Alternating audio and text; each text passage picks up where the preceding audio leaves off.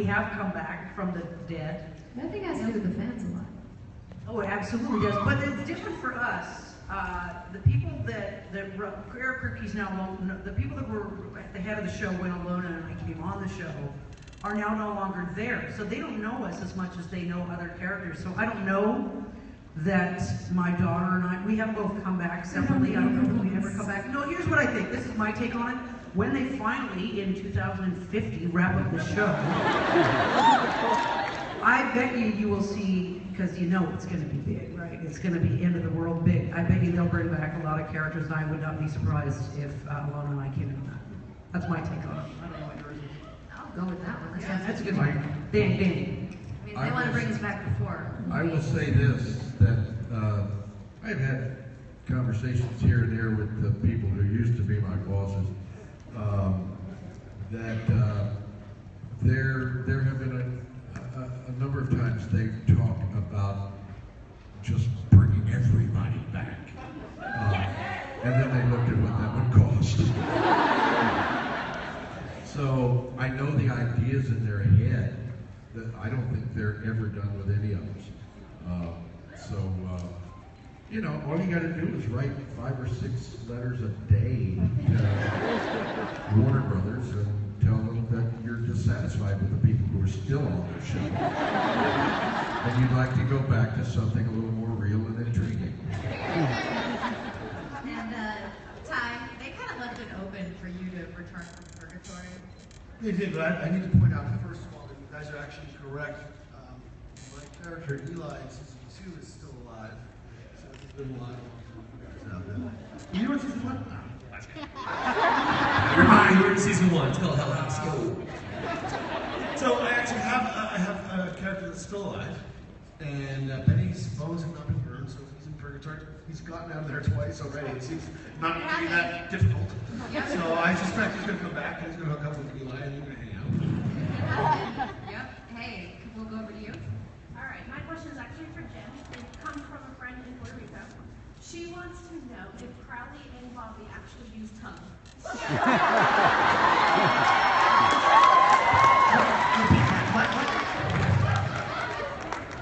Was there tongue involved? Bobby didn't.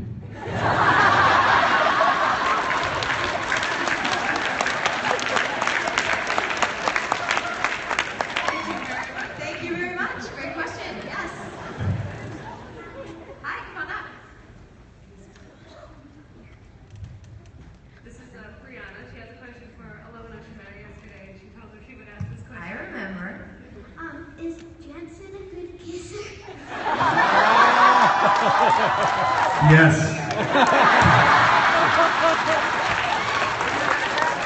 I was going to ask, by show of hands, who here has done that? On or off screen? Go off screen. Go for it.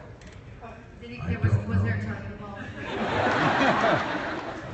On that case, Not from my He tastes like whiskey and he smells like leather. I'll answer that question on the screen part because that's the only one I know. What was it like? It was spectacular. I was like dying, so it was kind of lackluster. Although not on his part, really just me bleeding out was just kind of like anticlimactic, if I may say. Although, you know, he made it look really beautiful, so thank you for him for that, because I was like pale and clammy. It was just not how I would have envisioned it. Thank you for reminding me. Thank you, great question. Great outfit, you look great. Yes? Hi, I want to thank you guys for coming to Rhode Island, first of all. We don't have anything happening here. I'm surprised they could get this many people into Rhode Island. Exactly happening. So since we're on the topic of coming back, and some of you guys are dead and some of you aren't, if you had a choice of how your character would come back, how would you have to come back? Quickly. Mine would involve a kiss with Jensen. And it wouldn't be clammy and weird and that. I would write that. spectacular. I did not write that. That's what I'm shooting for. That's mine. I would have her come back with no memory. I would have her kind of be granted a second chance, and she sacrificed herself. And she's so cute. She's caring. And have her come back with no memory, and see how that works out. Have an episode be about reminding her who she used to be. I like That's that. interesting. I like it. I thought it out. But with Jim, with Bobby, when he died, that was kind of like, to me, symbolic of the boys growing up. They were losing their father figure, and it was kind of like an evolution in their characters. So, other than in the ways that you have made appearances, do you really see a way for him to come back and to take that relationship, to kind of evolve that relationship with them a little bit more? Well, first off, I saw Bobby's death as symbolic of the show losing its way.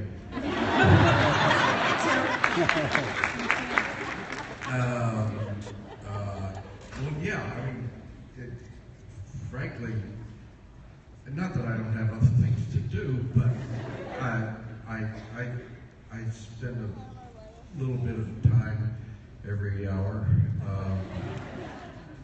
thinking, well, they can do this. They can do this. Why don't they do this? And so it's pretty much taken over my life. That's appropriate. Yeah. But yeah, come on, it's supernatural. They can do anything. They can do anything. But Have what they would not you done do? anything? What would you do? What would I do? I would show up. I don't care as long as I don't have to kiss that Crowley guy again. Then you're good. Mitch, with Samuel, I mean, you had, the one I don't appearance. think there's any possibility of any Campbell ever coming back in any shape or form of Supernatural. None. All right, fine. Break my heart. Yes, you're next. My question is for Jim, Travis, and AJ. Jim, since what do you think Bobby would tell Dean and Sam to do about the darkness? Like, how would he handle it? And for the Ghostfacers, since you guys are obviously better at hunting than the Winchesters, since you've never died, how would you tell them? How would you tell them how to handle the darkness as well? How do you handle the darkness? Yeah. Glitter and booty shorts. And a flashlight. Amen. The darkness, huh? Yes, and Amara. You're presuming I still watch. It's, no, I saw the season premiere, so I have some vague notion of what the darkness is. But up in heaven, we don't see it. So I would tell them to shape up, midgets.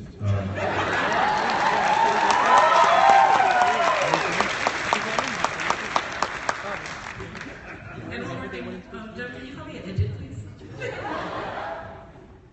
Normally I get a fat paycheck to call people midgets. So, I can pay you with a smile.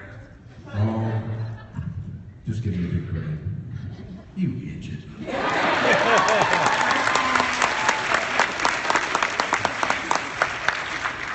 Guys, how you doing? Just want to say this is one of the most underrated shows on television, and you guys do amazing work. The fans are proof that it's not underrated at all. So I think that you guys make it not underrated. Very much, not overrated either, but like super underrated. Just the right amount of rating. Well, this is my main question. What are your thoughts on the original producer of the show, RICC, and his work from a production storyline, as opposed to Jeremy Carver? Some of the similarities and differences.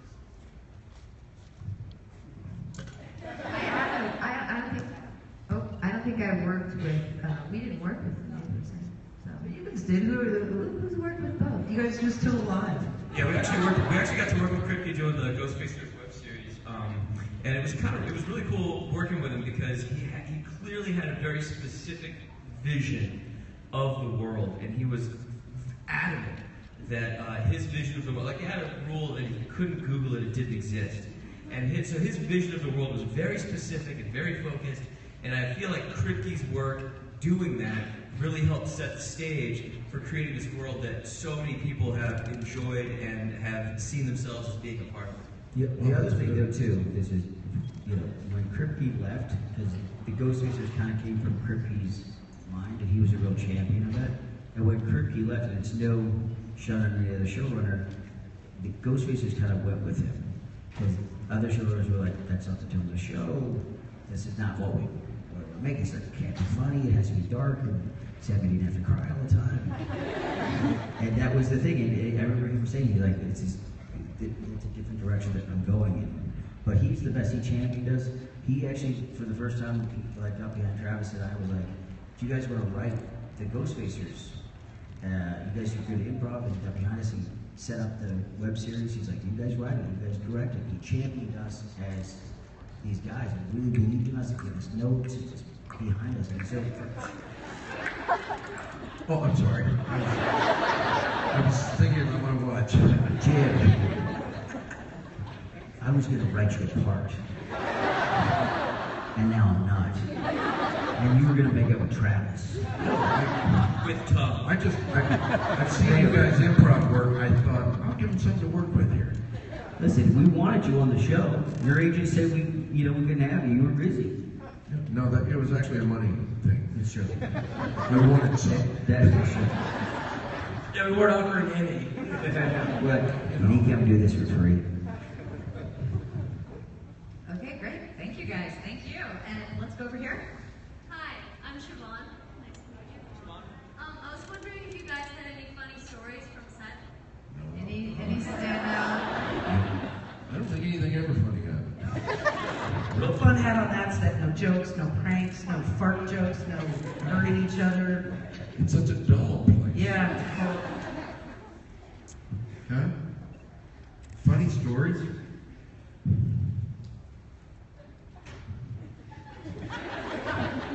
You know, Make it quick. All right, so here's one.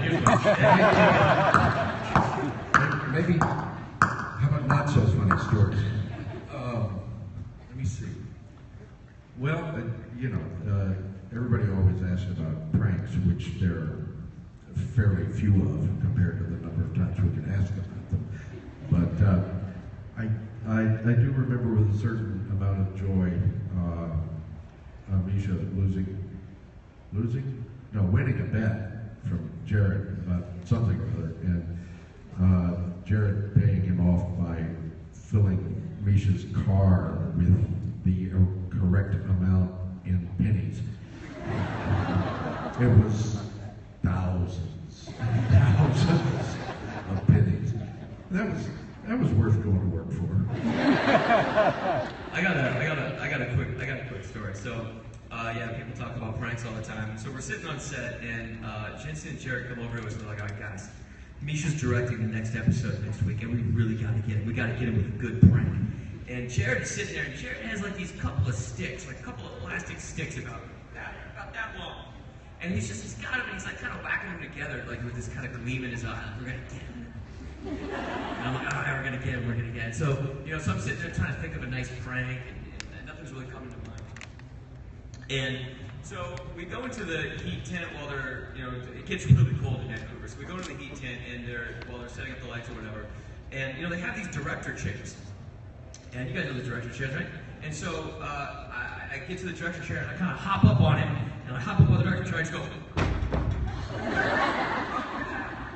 And I get up and I look, and it looks like what had happened is there's a piece of canvas that's stretched between two pieces of wood, and the pieces of wood clamp down. And what's required is a dowel or something that goes into the canvas to keep the thing from falling straight through, which is exactly what just happened to me. And I look at it and I go, ooh, Misha's gonna direct. It's a director chair. Take out the towels and bam, break, we're gonna get him. I'm such a genius. And I have this big smile on my face, and I run back down to the set, and I run up to Jared, and I go, Jared, I got it. All we have to do is take out the towels on the director chair, and they'll fall right through. It's gonna be so funny. And Jared holds up the sticks he had before, and he goes, you mean these? There you go. That's a great one to end on. Thank you. Yes. Hi. Well, first of all, I was wondering, do you think Jared/Stammer is ever going to cut his hair? No. And We don't talk about hair at this end of the panel.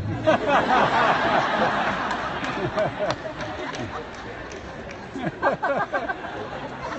was wondering if I could have a hug from Jim. Can I have a hug, please?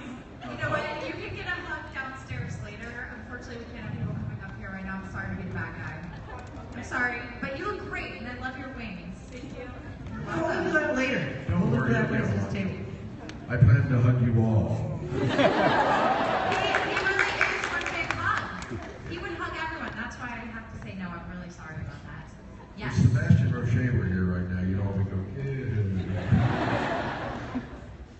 Hi, I'm Cassie, and I want to know what advice you would have for a young actress who wants to get started in the business. Advice for a youngin'. Make sure you get an education. Do not just rely on being an actor. It's an incredibly unstable business, incredibly unstable. And I have friends of mine that now have houses and mortgages, and they don't know when they're going to work again. It's a horrible thing to have. So just make sure that you get some education to back that up. But it's fun. You can always be an actor and do that on the side. Just don't rely on it. Be So fearless. that's my Listen, be fearless. Go after your dream. Don't listen to him. He doesn't. People walk out of the building. Ask him how he got in this morning. He was out in the building. They wouldn't let him even start a fight. Don't listen to him. I wanted to tell you to don't let fear be the motivator of anything that you do. Don't let people instill fear in you and tell you that you can't or that you should or shouldn't do something. If your heart and your gut is telling you not to or rather to do it, then you should listen to yourself. Don't let other people tell you yes or no or anything like that. And I would just tell you to be afraid, be very afraid. Because anything your heart says is lying. So happy that you're Always remember, if it's not fun, don't do it. Because that's why you get into it in the first place, is to have fun. And if you're no longer having fun working your craft, then it's time for you to stop. So that's the biggest thing. I think all of this advice is also relevant if you choose to do anything else in life, not just acting, obviously. I would say learn everything you can about it. Read every play you can get your hands on. Read every actor or director biography you can get your hands on. And so that by the time you are ready to jump in, you've already read about all these other people's mistakes and you won't make them maybe. That's very good advice. When are you going to write a book? I already have. Well, what about you? A memoir? I did. When am I Obviously, Wikipedia is not your friend. No, Jim, I just expected a copy, that's all. Thank you. Great question. Yes. There's a copy right over there. Aside from Morgan Freeman, if the big guy were to make an appearance, who would you cast? Shaw. Someone just say Shatner?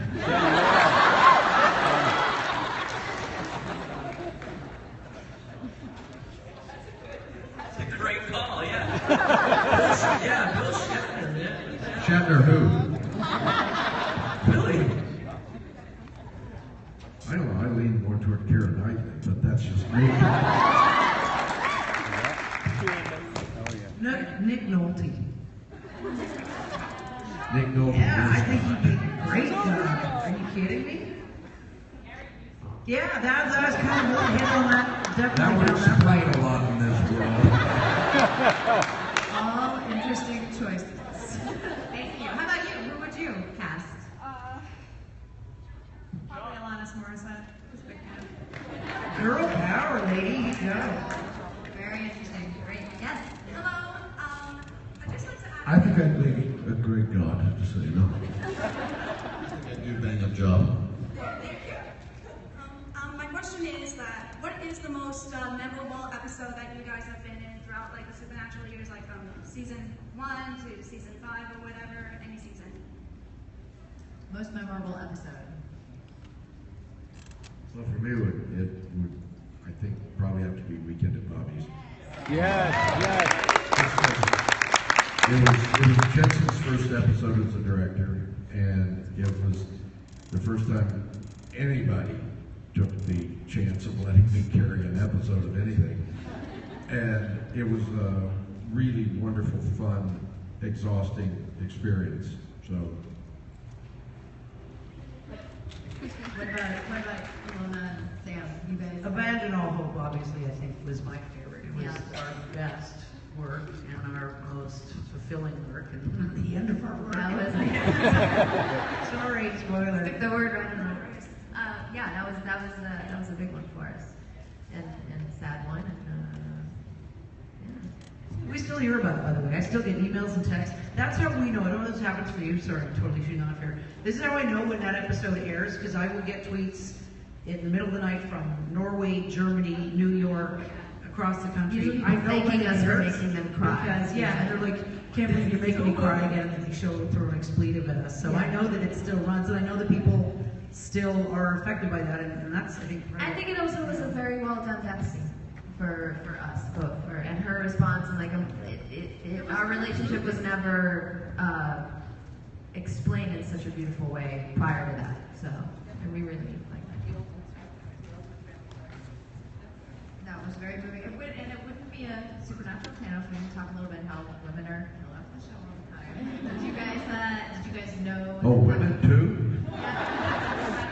Did you guys know that was coming, or was it? Well, just a week. I mean, Yeah, about a week about a week before. They needed a mid-season sort of. They always cliffhanger. They want to deliver with something big. So Phil Screecher, who's also a producer on the show, and he was our director in so many episodes, phoned and said, "I got good news and I got bad news." He said, "The bad news," and when you're not a regular and they haven't signed you on to something, you're like, every time the phone rings, you're like, "Yeah, this is it." And sure enough, they said, "Bad news is you guys are going to die. The good news is you're going out in the blaze, like you're really going out in style." And we really did. And again, we still hear about it years later. He pitched it to me with, "But it is supernatural," and I was like, "It doesn't make it any less like of a death." No, it was I ugly cried all the way to the car when we finished filming, because my last scene was me taking the chains off the door. Right. The last thing I actually shot, and they were really good to us. They played a DVD. They got together all of our scenes and ran the song "She's a Lady," and they cut it on a DVD and gave it to Alona and I before we shot our last I think I day. still have that somewhere. Oh, it was really sweet. I bawled my eyes out, and I ugly cried when I left there, and I ran into Jeannie Chow, the makeup lady, and I'm like, ugh, and I'm not a pretty ugly crier, hence the term ugly cry, and I'm like, ugh, ugly crying all the way in the car, and Jeannie sees me, I think I'm by myself. You know, you kind of ugly cry when you don't think anybody else is there. It's like talking to yourself, and then somebody sees you, you're like, you feel like I look like a total idiot.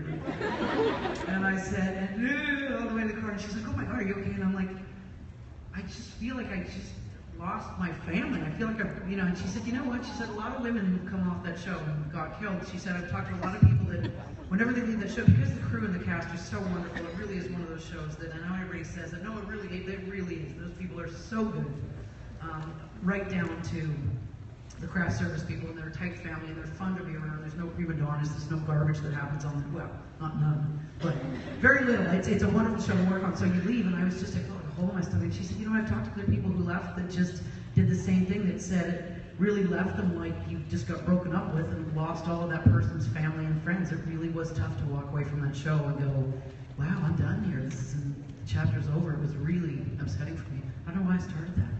Anyway, I guess I just like talking, and you guys kind of let me go, so I just kept going. Hey, we Sorry. all like listening, so. You walked away without a second glance, didn't you, Mitch? I think I got killed like 5 times a year. We wanted to make sure it took. All right, thank you. Yes.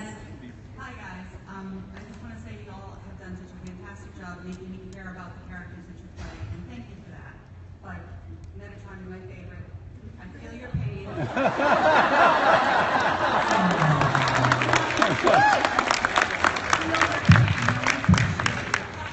I got it. I'm sorry, you know what? I didn't hear a word you said. Because after you said Metatron, my favorite, I went into another place. You don't know how rare that is to hear. Thank you. Thank you. My question for you is, though, I have a theory about where God is. My kids think I'm crazy. But do you have a theory about where God is? Do I have what? a theory about where God may be or have been all this time. I'm sorry. A theory about where God is. Oh, where God is. God, that guy. Oh. No, I don't. I mean, I don't know. I personally don't. I don't know where God is. I mean, that's a large question. But the other part of it is that Metatron, I think, has very, very deep-rooted issues when it comes to two people or characters. One is Castiel, and the other is God. And God, I think he has so much resentment for the way he was treated by God that I think that motivates everything that he does. Is God was not a nice boss, is what it came down to. And that's why he does what he does. Thank you. Thank you. Thank you. Curtis really means thank you. Yes. Hi. My question is about Benny. I'm curious as to what you think Dean and Benny's relationship would be if Benny were to come back. Like, if there would be extra tension and just stuff. I think it would probably be good, actually. The only way I see it coming back, this kind of goes back to the question that was asked earlier, is Benny coming back as a hunter of some kind. The reason why he left in the first place was that he didn't belong anywhere. He didn't belong with the monsters, he didn't belong with the humans. And in a funny way, I think the brothers are like that too. He says that they're not really part of their own society with the job that they do. They're kind of their own little sector. So I think it would be fine if that's the way it went down. I don't think there's any animosity. Benny made that choice on his own to stay in purgatory. What about with, like, Sam? I mean, like, because he's pretty against Benny. Well, that makes for an interesting dynamics and drama, doesn't it? Right? Can't all just get along, otherwise there's nothing to watch. So I think there's a story there, actually. I think there's some good storylines there. Yeah, good answer. Good question. Thank you. I hope you do come back. Sorry? I said I hope you do come back. I hope I come back too.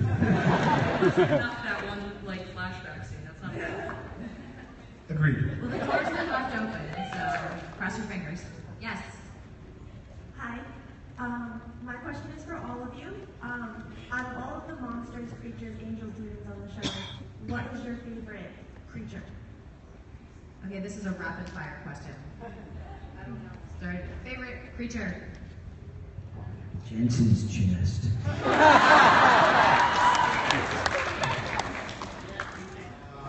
All the hot girl ones. Fair enough. All the hot boy ones. Equally fair. Jim Beaver's beard. The thing that crawled out of my ear. The thing that crawled into mine. Perfect. Thank you. Thank you. Thank you. Yes. Hi guys. Supernatural means so much to me, but my question is for Travis. What was your favorite part being in Eurotrip? Because that's my favorite movie of all time. It really means so much to me. It's so funny. Thank you for the question. This is a supernatural panel. So I'll answer this question by talking very fast. My favorite part of Eurotrip is definitely the scene on the train with the creepy Italian guy played by Fred Armisen. I still think it's some of the best work ever, and it is all completely due to Fred Armisen's amazing talent. He's one of the most gifted comedians I've ever worked with, except for AJ Buckley. And so. Is there any way I can come get a hug later? Or Yeah, hug it up. We're gonna, yeah. Where do I go? Yeah, free hugs. Oh, downstairs. I mean, I'll come get one now. Yeah, down. Are you signing downstairs? Yeah, we're also signing. again? Come on through. So you can find out. Oh my god. Right now? Right there. Oh, I didn't know That is my $3. No hugs right now. We're gonna keep it on task. I'll find you later. I'm like the anti-hug villain on the panel. I'm sorry. Thank you guys. I love you so much. Thank you. Yes. Hi, I'm Megan. My question is for all of you. My favorite character on the show is Bobby because I really related between the Because you're smart. relationship we had as a father figure to the boys. He reminded me of what I had with my next door neighbor back home whenever I was in high school because my mom was there and she really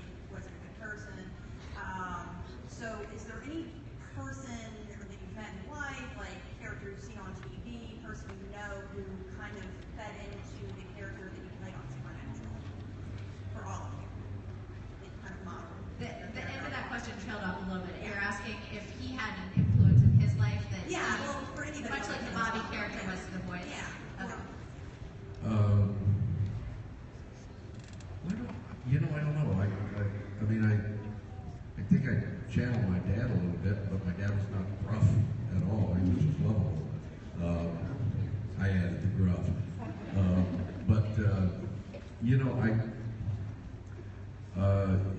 You're very lucky if you have somebody in your life who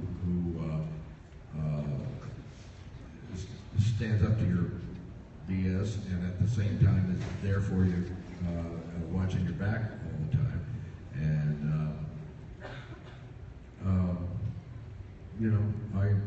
I guess my dad wasn't anything like Bobby Singer, except that he was always there and gave me a hard time when I wasn't living up to being what I should be. So I guess that's what I'd say. All right, thank you. Great question. Yes. Hi guys, I'm Dick. I'm with the international press, and the way we get to see the series is when we get into the latest DVD that will have the latest season on it. And usually when you're a press and you have to review a series, you kind of want to skip the behind-the-scenes stuff in many cases. In your case, it's actually one of the things you look forward to. So are you conscious of that while shooting? And how much of an effort goes into that? How much on EPK are you guys doing and stuff? There's behind the do scenes. a lot of EPK stuff, but Electronic, is that what you're asking about EPK? Electronic press kit and stuff like that? Just usually like tons of bonus material on your DVDs, include behind the scenes stuff and especially shots for the DVD, and that actually makes it a lot more fun to watch. Yeah. Well, I know that they put a lot of work into that stuff. Mainly, the extra material in the DVDs that I look forward to is the gag reels. And I think probably as the show has continued, the actors have become more and more conscious of the fact that there will be a gag reel, and that if you play your cards right, you'll be in it a lot, in a very flattering sort of way. So I noticed that, I've always tried to be quite the professional on set, but once I realized that they were actually sharing these gag reels, I thought, this could be fun. So I got a lot less professional. Say something, man. Speaking to the gag reels, I took my daughter and her best friend to the set for the first episode this season. Her best friend is a huge Supernatural fan. She had no idea that we were going. I told her I was taking her to the X-Files set. So I said Supernatural hasn't started shooting yet, so we're going to go to the X-Files set. And when we got to the set, Jared and Jensen knew that Jensen was directing, and they both knew that we were doing this. And she got there, and Jared and Jensen come walking out around the corner, and she just about dropped. But it was interesting watching her reaction. But in the course of us being there, Jared encouraged Jensen to show me something that they thought was very funny, and it was his imitation of me while we were shooting some of the episodes. And it was, for some reason, it was the character that Chris Farley played down by the river. Matt Foley, motivational speaker. All of a sudden, Jensen's like doing this thing. That's his imitation of me. I said, really? But anyway, so they said that's going to be the first thing on the gag reel. So it was great. You'll probably see it at some point. It's pretty. I got it on my phone. Here, I'll show it to you. And my daughter gets quite a kick out of it. She watches it all the time. Actually, go to her Instagram. You can see it. It's pretty demeaning. Thank you. That was a great question. And just, Mitch, really quickly off topic, and you have to talk fast, but tell us about X-Files and what we can expect from Jane. saw the first episode, the New York Comic Con, and it was David and I sat in the back of David and Chris and I sat in the back of the auditorium with 1,500 other people watching the show, and as we were watching it, because neither one of us had seen it, we just we just kept looking at each other going, this is really good. And I've only seen the first episode, and it is really good. And you guys, if there's any X-Files fans in here, you guys pretty good. Because it's new technology and everything. It's so cool. It's so cool. We were just very excited. Dude, I cannot wait. I'm so excited. I know other people are too, so thank you for that. Yes. Hi, my name's Destiny, and I just want to say all you guys are great actors. But this question is for Jim. I wanted to ask, what was it like for your last day of filming with Jared and Jensen? I'm sorry, I didn't quite hear. What was it like your last day of filming with Jared and Jensen?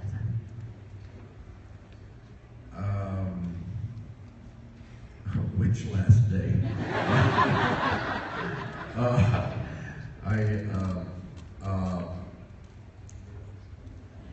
Go ahead, answer, Mitch.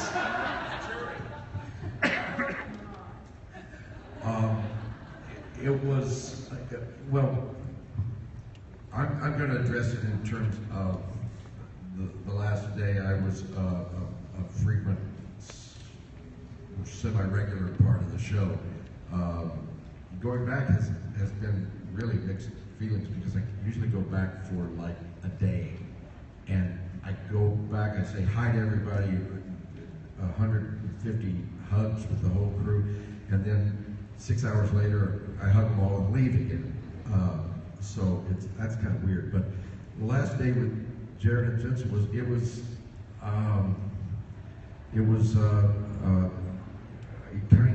really emotional. It was really difficult. I was very touched that they finally knew my name, and well, I mean Jensen did, but they were they invited me into one of their trailers, which was just like the one in French Mistake. With giant portraits of them. No, the truth is, I think, at least from the point of view of the people who worked on the show at the studio, I think everybody was kind of really unhappy about the turn of events, and they were all very gracious to me.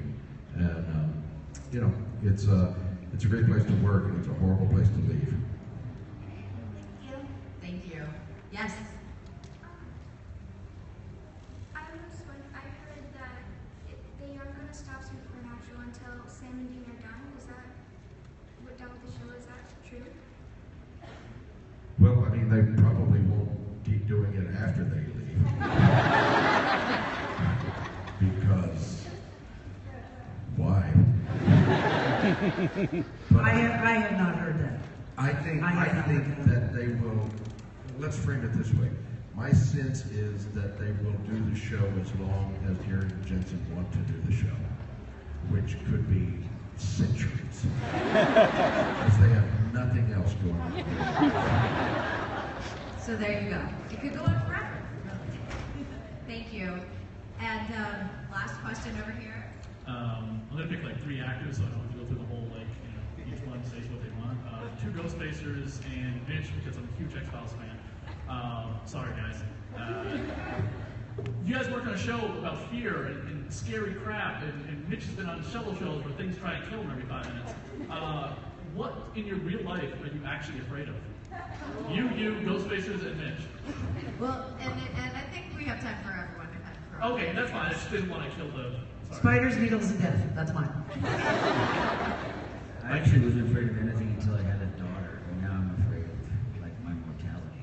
Me too. Because I have a child now that I have to show up for, so for the first time I'm scared of things, and that's. Same thing with me. I never used to be scared of turbulence. Like when you're on an airplane, never used to be scared of it. Did not care. But then I got married and I had a kid, and then all of a sudden, like when I feel that plane go like, boom, I go, ah! And AJ laughs at me. When we were on the plane, he literally laughed at me. He went, ah! The thing that I fear most is anything happening to my daughter. That's paramount in my life. And I'm a little claustrophobic, so. No hugs for Mitch. What's that? No hugs then. I'd like to do some hugs. Get a few hugs. Jim, if you have a fear that you care to share. Well, I'm terrified that the king of hell is going to try and kiss me again. But no, I'm with Mitch on this. I got a kid who's everything to me, and apparently they're not going to make an exception and allow me to live forever. So my biggest fear is what happens to her when I kick off at 125. So soon?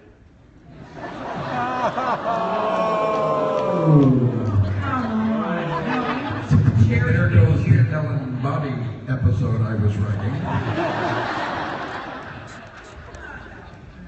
Thank you. Okay, so speaking of Bobby, one last question for you, Jim. We're in season 11, 5 episodes have aired. Are you coming on this season? Coming on to who? Just to me. Are you coming on the show? Well, let's just say that if I told you, I probably wouldn't. Okay, fair enough. I'll take Yeah. that as a yes. Don't take that as anything. It's supernatural. Anything could happen. Anything could happen.